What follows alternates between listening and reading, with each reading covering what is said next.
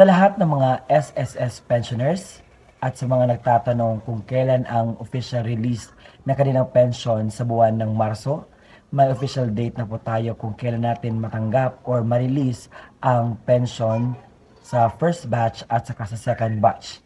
At sa mga nagtatanong kung meron na bang increase na 1,000 pesos for the second tranche, atin niyang alamin sa vlog na ito. But bago natin pag-uusapan ang content na ito, hayaan niyo munang magpapakilala ako sa inyo. Ako po si Ruel Mendoza Tanyo. Kung ikaw ay bago pa lang sa aking YouTube channel, huwag kakalimutan na i-like ang video ko ito. Kung may katanungan ka o kung nasagutan ko ang katanungan mo, i-comment mo dyan sa baba. At kung may kakilala ka na hindi pa alam ang official releasing ng kanilang SSS pension, so i-share mo na itong video sa kanila. At kung nais mo na tulungan ang channel ko na ito mag-grow, just help me by just subscribing it. At kung nais mo na maging updated ka pa sa videos na i-upload ko pa dito sa aking YouTube channel, i-bell notification mo na. At samahan mo ako hanggang sa dulo nang sa gayon makuha mo ang punto ng video ko ito. Gusto ko lang pong linawin na ako po ay hindi isang SSS affiliate. Ako po ay nakakuha lamang po ng impormasyon dahil nakita ko sa aking analytics na marami ding mga senior citizen ang nanonood sa aking mga vlogs and even nagtatanong sa aking mga vlogs when it comes to their concerns. So I just want to use myself para makatulong din sa kanila, and deserve naman nila na makakuha ng impormasyon galing sa akin when it comes to their benefits, lalo na ang SSS pension. Okay, hayaan natin ating pag-usapan. So, kailan nga ba ang official releasing ng pension sa SSS sa lahat ng mga pensioners ngayong buwan ng Marso? Sa first batch is March 1. Ngayong Friday po ninyo matatanggap ang inyong SSS pension sa mga may date of contingency na 1 to 15.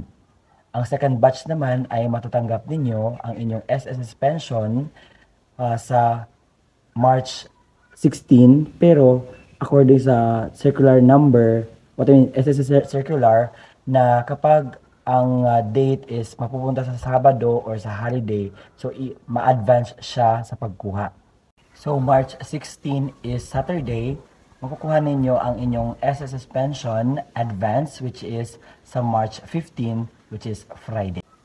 Ngayon, baka hindi nyo alam kung ano yung date of contingency. Atin niyang i-explain sa inyo. So, ang date of contingency, araw kung kailan naganap or magaganap ang isang pangyayari. Sa madaling salita, para hindi komplikado, example natin ang kung kailan ka ipinanganak. Meron ding kung kailan ka naano sa sakit, kung kailan ka naano sa operasyon, kung kailan ka nag-retire, at saka may iba't ibang ano na sa contingency ha. So meron tayong retirement, maternity, sickness, unemployed, insurance, disability, death benefits, at saka funeral benefits. Yan ang may iba't ibang date of contingency sa pag-claim. So ngayon, focus tayo sa ating pag-uusapan na pension. Okay, so kung ikaw ay ipinanganak or may date of contingency ka na from 1 to 15. So example, kung ang araw kung kailan ka ipinanganak ay mula sa 1 hanggang sa 15, ikaw po ay makakuha ng iyong first batch na release ng pension ngayong Friday, March 1. Ayan. So, ang second batch naman na makakuha ng kanilang pension na ma-release ngayong March is sa March 16. But ang nakalagay sa circular order na kapag ang date is napunta siya sa holiday or sa Sabado or Linggo, so ma-early siya. So sa nakalagay sa 16.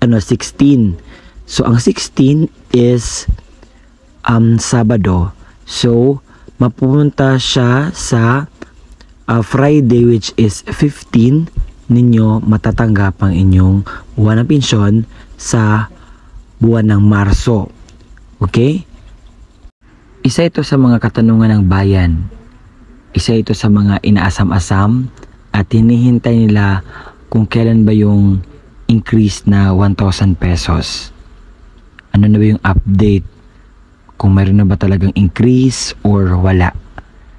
Actually, last day ng February, may stakeholder forum sa Zamboanga, kung hindi ako nagkakamali, at may statement ang CEO patungkol sa inaasam na 1,000 pesos increase, meron ba o wala. So unang statement niya na ang pensioners daw dito sa Pilipinas ay umaabot ng 3.5 million at kinakailangan nila ng malaking pondo para maibigay ang para sa lahat ng mga pensioners na tumatanggap. So, kinakailangan ng 42 million para mapalagian ang pagbigay ng kung ano yung kinakailangan ng tao.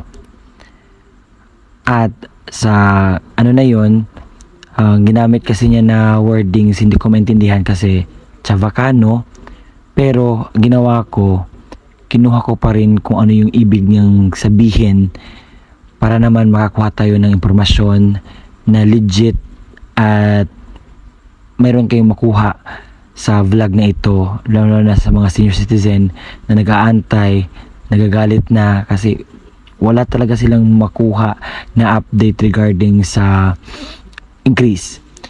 At sabi doon na hinahanapan nila ng paraan or nag-study sila para daw makita kung paano nila maibigay yung increase na 1,000 pesos.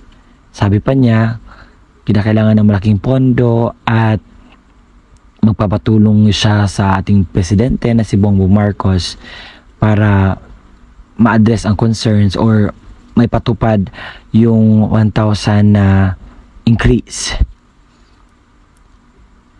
And ang answer po kung meron bang increase na 1,000, sad to say po, wala pang inaasahan na increase patungkol sa 1,000 pesos.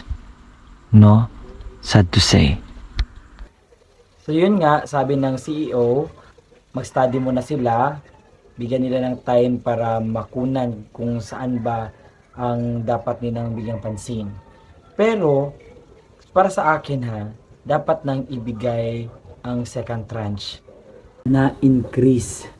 Dahil karapatan at nakita naman natin na parang hindi sapat or kulang yung mga natanggap nila, kaya humihingi sila ng tawag dito, increase. Kasi gusto din nila na makita na ang gobyerno ay nibigyang value ang mga pensioners.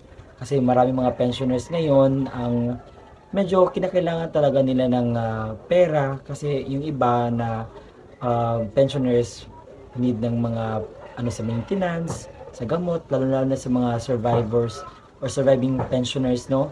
Sobra kinakailangan nila. And dito, di na kinakailangan ng math.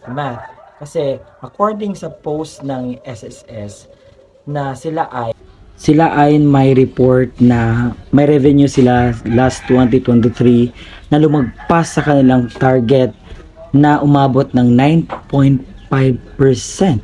So ibig sabihin, malaki ang mga nalikom nila. Malaki ang mga natanggap nila na pondo, na budget. So hindi na kinakailangan na mag-study pa kasi kung pinapalagan talaga, so itong mga natanggap nila, nalikom nila, kunan nila ng kinakailangang pondo para sa mga pensioners ay more than enough na para sa lahat ng mga taong nangangailangan. Hindi na kinakailangan kasi according pa dito, so basehan natin itong post ng FB page ng Philippine Social Security System or SSS, dito makita natin na sila ay nag-announce na ang kanilang revenue sa 2023 ay umabot ng 362.20 billion. So ang kanilang target is 330 billion. Pero lumagpas sila ng 9.5%, fueled by beef up collection efforts and substantial income from its investment. So, ibig sabihin, napakarami ang nag-effort para sa collection para naman makuha nila itong target nila na 330.80 billion. Pero kung sa pagtingnan natin ha, hindi na kinakailangan na mag-study pa yung CEO. Dahil itong pinakita nilang post, it's enough na kayang-kaya nila ang pondo. Kayang-kaya nila ang 38 to 40 million na mag-increase, no? So nakita natin talaga dito kung paano dapat natin i-value ang ating mga pensioners. So and I hope na makita ng SSS na napakaraming mga mga pensioners na nangangailangan, at iba nga meron pa mga senior citizen na hindi pa sa pension, nakatanggap ng pension due to walang nag-reach out sa kanila or hindi nila alam kung ano yung gagawin para sila ay maging part ng pension. Ayun, marami pa talaga. So 3.5 ang total na nasa kanilang listahan, but meron pa talagang mga tao na hindi pa nalista. We are praying na sana matupad na yung second tranche na increase na inaasam ng mga pensioners. Dahil kung mapatupad man iyan, di ba, napakaraming mga benefits ang makukuha. Example, yung mga kapos sa mga tinatanggap nila pension, madagdagan, pangtulong na din para sa kanilang maintenance, sa kanilang yung groceries, kung saan pa nila ginugol ang pera na matanggap nila galing sa kanilang pensyon. Ang sana makita yan, dahil nakita natin sa statistics or sa post nila na di na kinakailangan na mag-study pa sa presidente, sa inaasam nila na 38 to 40 billion. Ako, sa revenue nga lang nila, pwede na 360. Una lang yun ng 40 million. So it's enough, more than enough na para yung nakuha lang sa kanila, it's maikling porsyento. So ang pera na napunta sa kanila. So maraming napunta sa kanila, no? Kasi ngayon ang aking mababasa when it comes sa increase ng second tranche, puro reklamo kasi nasa bulsa daw. Yung iba naman hindi na sila aasa pa dahil wala naman silang inaasahan dahil matagal na itong sinasabing na may increase, pero ang statement ay palaging ganito ganyan, wala namang nangyayari, no? So ngayon we are praying na sana meron na talagang second tranche. And yan lang po sa ating vlog today. See you again next time. So this is me, Roel Milisatanyo.